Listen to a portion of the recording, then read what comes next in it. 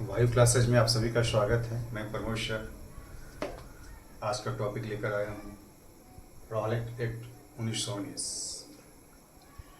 पिछले क्लास में हम लोग 1916 ईस्वी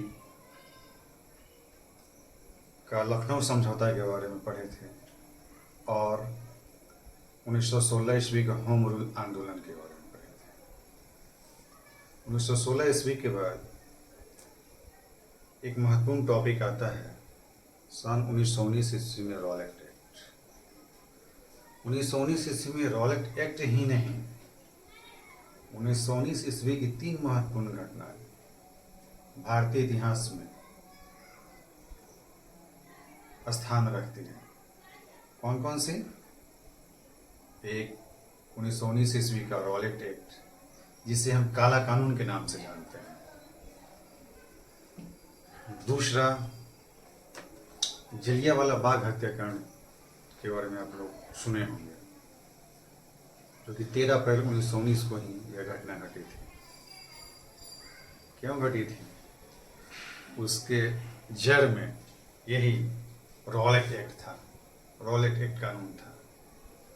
इसी कानून के तहत डॉक्टर सैफुद्दीन किचलू और डॉक्टर सत्यपाल की गिरफ्तारी कर ली गई थी और उसी गिरफ्तारी के विरोध में जलियांवाला बाग में एक सभा का आयोजन किया गया था, जिस पर जनरल डायर ने गोली चलवा दी और हजारों हजार की संख्या में लोग हताहत हुए। और तीसरी महत्वपूर्ण घटना इस वर्ष की 1919 ईस्वी का भारत शासन अधिनियम। तो हम लोग एक एक कर सभी के बारे में जानेंगे। भारत शासन अधिनियम, एक चीज आप लोग सोच रहे होंगे कि सर बोले थे कि वो कंटिन्यू हम सन ईस्वी के हिसाब से आगे बढ़ेंगे। तो भारत शासन अधिनियम 3 महत्वपूर्ण है इतिहास में। 1909 ईस्वी का भारत शासन अधिनियम, 1919 ईस्वी का भारत शासन अधिनियम और 1935 ईस्वी का भारत शासन अधिनियम। तो हम प्रयास करेंगे कि ये तीनों को आपको एक साथ पढ़ा दें।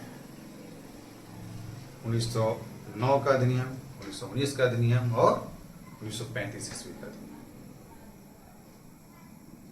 एक अधिनियम जो है एक साथ हो जाएगा एक जगह।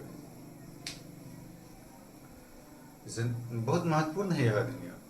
जैसे फॉर एग्जाम्पल 1909 के अधिनियम से प्रांतों में सांप्रदायिक प्रतिनिधित्व का जो है चुनाव का वो व्यवस्था किया गया था। फिर द्वैत शासन की व्यवस्था की गई थी नेक्स्ट अधिनियम में। फिर जो है वो उसको प्रांतों में द्वैत शासन को समाप्त करके नेक्स्ट अधिवेशन में केंद्र में द्वैत शासन की व्यवस्था की गई। और सबसे बड़ी बात कि 1935 ईस्वी के भारत शासन अधिनियम से हमारा जो वर्तमान संविधान है उसमें का सबसे अधिकांश भाग यदि कहीं से लिया गया है तो वो है 1935 ईस्वी के भारत शासन अधिनियम से। क्वेश्चन पूछता है कि भारतीय संविधान में सबसे ज्यादा उपबंध कहां से लिया गया है? तो होगा 1935 ईस्वी का भारत शासन अधिनियम। आज हम जो चर्चा करने वाले हैं वो है टॉपिक रॉलेट एक्ट 1919 ईस्वी। ऐसी क्या आवश्यकता पड़ गई कि अंग्रेजों को रॉलेट एक्ट जैसा कानून लाना पड़ा? चूंकि हम उससे पहले देखते हैं वो क्रांतिकारी घटनाएं इतनी ज्यादा बढ़ गई थी,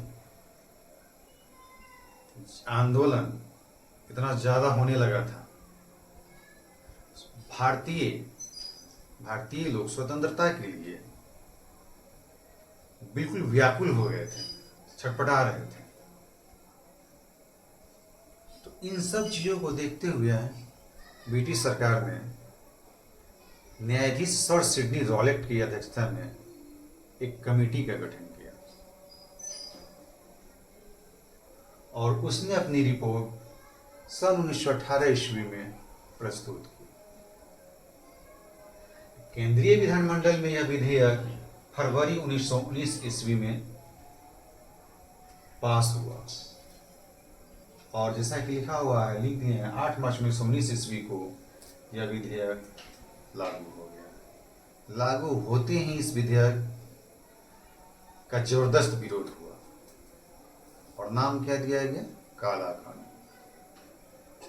इस रॉलेट एक्ट का नाम काला कानून दिया गया। क्यों? क्योंकि इस अधिनियम के तहत, इस विधेयक के तहत, इस कानून के तहत यह व्यवस्था किया गया। क्या व्यवस्था किया गया?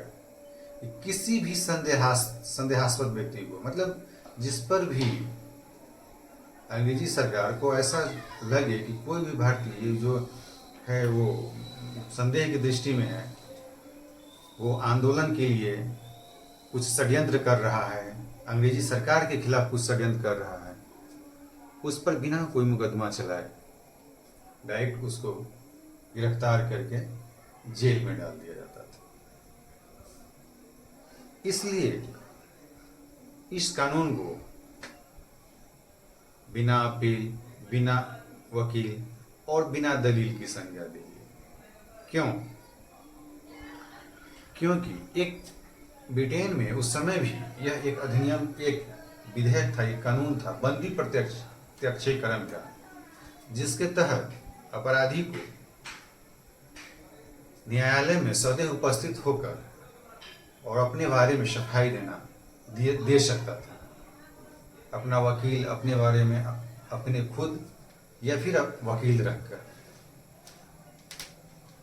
वह इस बंदी प्रत्यक्षीकरण के तहत व्यवस्था थी कि वो अपना मुकदमा जो है किसी वकील के माध्यम से या खुद जो है अपनी बात को अपने बारे में सफाई दे सकता था, रख सकता था।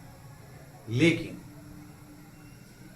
रॉलेट एक्ट जैसा कानून के कारण इस बंदी प्रत्यक्षीकरण कानून को शिथिल कर दिया गया, गौण कर दिया गया और ब्रिटिश सरकार को, जो भारत में शासन कर रही थी, उसको यह अधिकार प्राप्त हो गया कि वह किसी भी व्यक्ति को संदेह के आधार पर डायरेक्ट गिरफ्तार करके उसे जेल में रख सकता था। उसे कोई भी अभी भी देखते हैं हम लोग कि यदि किसी के ऊपर कोई मुकदमा दायर होता है तो क्या होता है, पुलिस जाती है उसके घर पे, बताती है, आप पूछ सकते हैं, बताती है कि हाँ किस मतलब क्या चार्ज लगा है, वो बताता है पुलिस की, हाँ आपके ऊपर धारा ये जो है धारा लगा है, बस गिरफ्तार किया जाता है। वो व्यक्ति जो है अपने लिए एक वकील रखता है, रख के कोर्ट न्यायालय में अपनी सफाई देता है और जब न्यायालय से वह हार जाता है तभी उस पर न्यायालय का जो निर्णय होता है वो लागू होता है कि हाँ उसे जेल में रखा जाए, कितने वर्षों की सजा होगी या मृत्युदंड होगी, कुछ भी जो भी। तो ये अधिकार है कि वो अपने आप को निर्दोष साबित करने के लिए वकील के माध्यम से ऐसा कर सकता है। लेकिन यही सब चीज जो है इस कानून रॉलेट एक्ट में इस व्यवस्था को एकदम समाप्त कर दिया गया कि नहीं, हमको संदेह होगा हम उसको उठाएंगे, डायरेक्ट जेल में डाल देंगे। अब इसके कारण जो है पूरे भारत में इसका जबरदस्त विरोध हुआ। गांधी जी का भी पदार्पण हो चुका था भारतीय राजनीति में। उन्होंने इस एक्ट के विरोध में पूरे देश में देशव्यापी हड़ताल का आयोजन किया, जिसका नेतृत्व दिल्ली में स्वामी श्रद्धानंद जी ने किया। वहां पे भी गोली चली और लगभग 5-6 लोग हताहत हुए। फिर लाहौर, पंजाब, इन सब जगहों पर भी विरोध हुआ। वहां भी आंदोलनकारी के विरुद्ध अंग्रेजी सरकार जो है क्रूरता का परिचय देते हुए गोली चलवाई। फिर श्रद्धानंद जी ने महात्मा गांधी को दिल्ली बुलाया। रास्ते में ही जब महात्मा गांधी दिल्ली जा रहे थे तो उनको गिरफ्तार करके पलवल नामक जगह पे जो हरियाणा में है गिरफ्तार करके फिर बम्बई भेज दिया गया। तो इस तरह रॉलेट एक्ट जो है एक काला कानून के नाम से जाना जाता है, और जब वो लागू हुआ तो उसका विरोध पूरे देश में हुआ, और इसी का परिणति जो है हम जलियांवाला बाग हत्याकांड के रूप में देखते हैं। तो रॉलेट एक्ट से संबंधित कुछ मुख्य बिंदु जो हमने बोर्ड पे लिख दिया है वह इस प्रकार है कि ब्रिटिश सरकार द्वारा एक कमेटी नियुक्त किया गया। उस कमेटी के अध्यक्ष कौन थे? सर सिडनी रॉलेट थे। न्यायाधीश थे ये, न्यायाधीश सर सिडनी रॉलेट थे। उस कमेटी द्वारा रिपोर्ट प्रस्तुत किया गया। कब किया गया? 1918 ईस्वी में रिपोर्ट प्रस्तुत किया गया। केंद्रीय विधानमंडल में यह विधेयक लाया गया। कब लाया गया? फरवरी 1919 ईस्वी। और विधेयक लागू हुआ कब? 8 मार्च 1919 ईस्वी। यह विधेयक जो है 8 मार्च 1919 ईस्वी को लागू हो गया, और विधेयक जो है कानून में परिणत हो गया। कोई भी विधेयक जब पास हो जाता है, अभी वर्तमान स्थिति में जैसे कोई भी है लोकसभा और राज्यसभा से पास हो जाता है, फिर उस पर राष्ट्रपति का सिग्नेचर हो जाता है, तो विधेयक जो है कानून बन जाता है। तो इस तरह जो है केंद्रीय विधानमंडल से यह पारित हो गया, और उसके बाद 8 मार्च 1919 ईस्वी को यह विधेयक लागू हो जाता है। इस विधेयक को क्या नाम दिया गया? इस विधेयक का नाम दिया गया रॉलेट एक्ट। चूंकि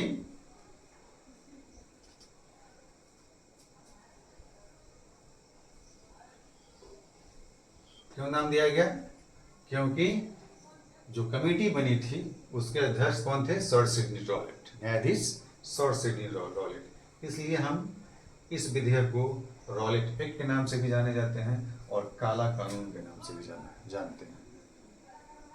इस विधेयक के द्वारा किया गया प्रावधान, इस विधेयक के द्वारा क्या प्रावधान किया गया था? इस विधेयक के द्वारा, इस कानून के द्वारा, रॉलेट एक्ट के द्वारा यह प्रावधान किया गया था, इस विधेयक के तहत मजिस्ट्रेट किसी भी संदेहास्पद व्यक्ति को गिरफ्तार करके उस पर मुकदमा चला सकता था।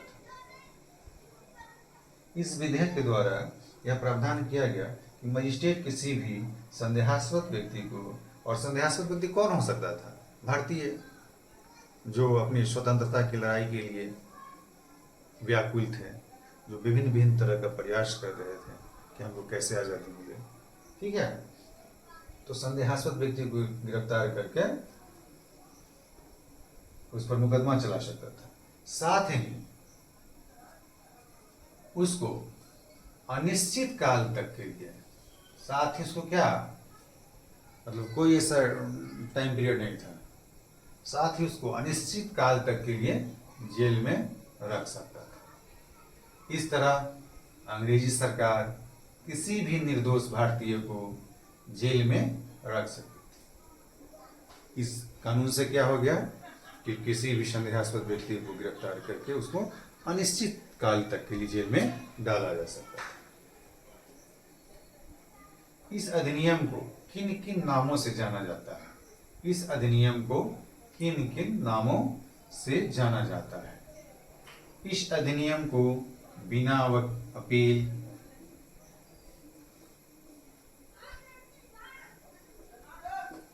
बिना वकील तथा बिना दलील का कानून भी कहा गया है।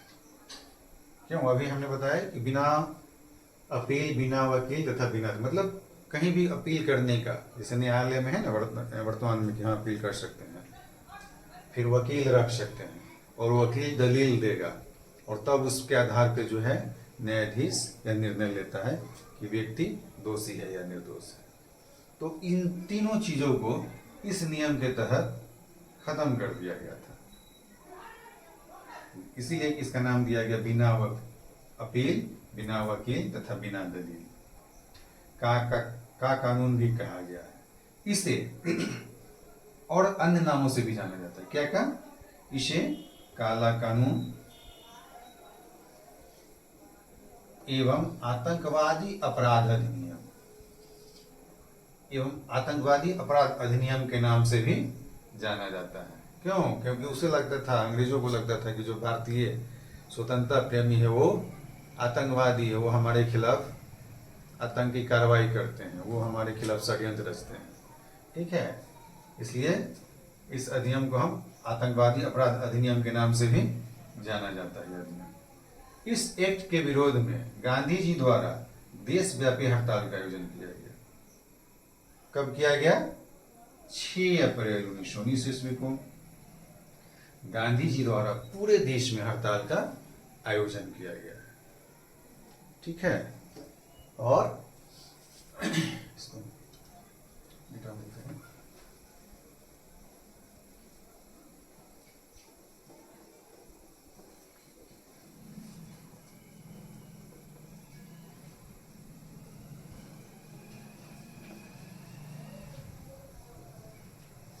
गांधी जी द्वारा पूरे देश में हड़ताल का आयोजन किया जाता है।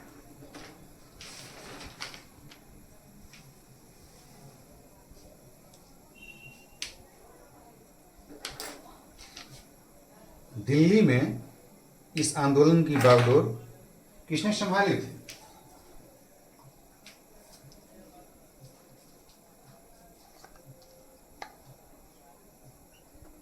दिल्ली में जो रॉलेट एक्ट के विरोध में जो आंदोलन हुआ, उसकी बागडोर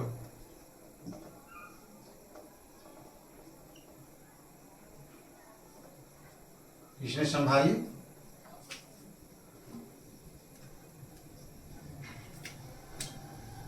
वह व्यक्ति थे स्वामी श्रद्धानंद।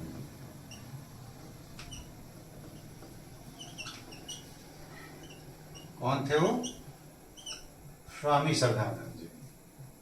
ठीक है, स्वामी श्रद्धानंद जी दिल्ली में इस आंदोलन की बागडोर संभालते हैं और वहां पर अंग्रेजी सरकार द्वारा गोली चलवा दी जाती है। गोली में कुल 5-6 लोग जो है हताहत होते हैं। ठीक है, उसका लाहौर एवं पंजाब में भी भीड़ पर गोली चलाई जाती है। डॉक्टर सत्यपाल और स्वामी श्रद्धानंद के आग्रह पर महात्मा गांधी दिल्ली की ओर कूच करते हैं। रास्ते में महात्मा गांधी को कहां पे? 9 अप्रैल, रास्ते में कब?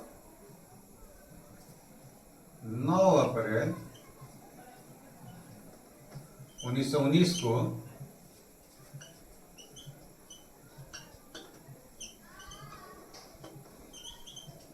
महात्मा गांधी को पलवल में, पलवल कहां पे है?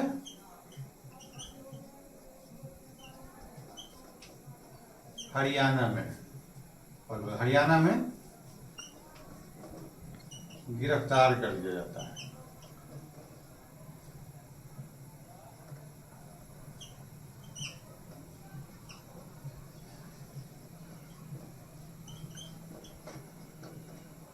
और वापस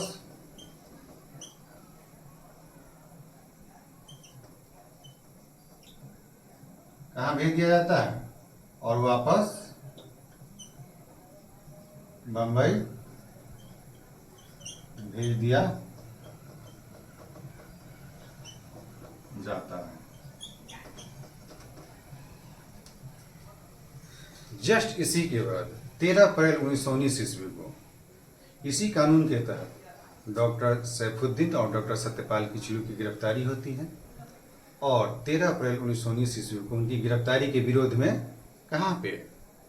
पंजाब के जलियांवाला बाग में एक सभा का आयोजन होता है और उस सभा में जनरल डायर द्वारा गोली चला दी जाती है। तो नेक्स्ट टॉपिक जो रहेगा वो जलियांवाला बाग हत्याकांड रहेगा। ठीक है, इसी के साथ हम आप लोगों से फिर कहना चाहेंगे, चैनल को सब्सक्राइब कीजिए, वीडियो को लाइक कीजिए, कमेंट्स कीजिए और वीडियो दोस्तों में शेयर कीजिए और कमेंट्स के द्वारा हमें बताइए कि हाँ, ये वीडियो आपको कैसा लगा। ठीक है, धन्यवाद।